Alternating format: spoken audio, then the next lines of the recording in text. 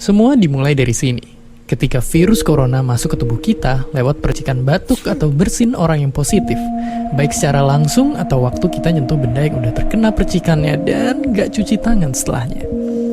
Kalau udah gitu, si virus masuk lewat saluran pernapasan dan bergerak terus menuju sasaran utamanya, paru-paru. Disinilah virus yang punya 3 bagian utama ini mulai bekerja.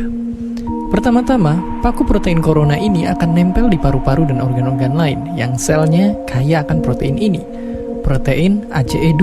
Kalau tubuh kita ibarat rumah dan virus corona itu perampok, ACE2 itu ibarat gagang pintu rumah kita. Begitu udah nempel, perlahan tapi pasti virus ini akan ngedorong masuk ke dalam sel kita.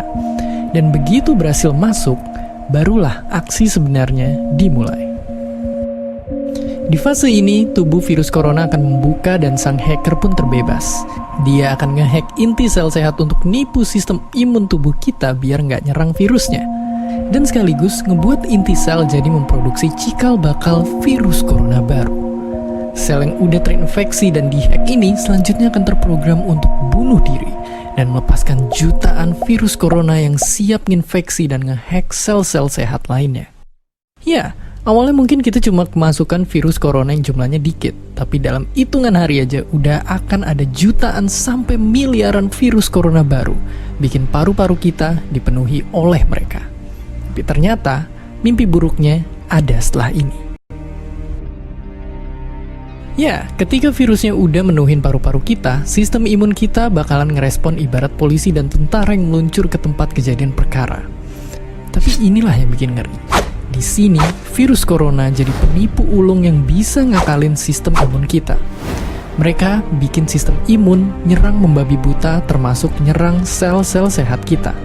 Mereka jadi nggak tahu mana kawan, mana lawan, dan perlahan-lahan jadi senjata makan tuan.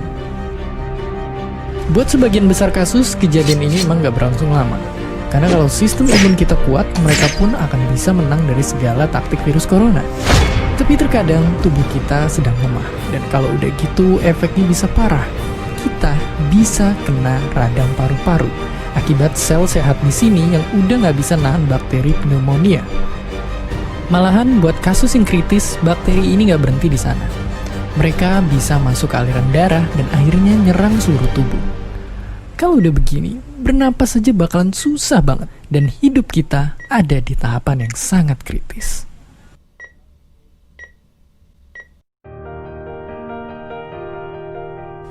Ya, mungkin dengan fakta-fakta barusan bikin kita takut dan khawatir.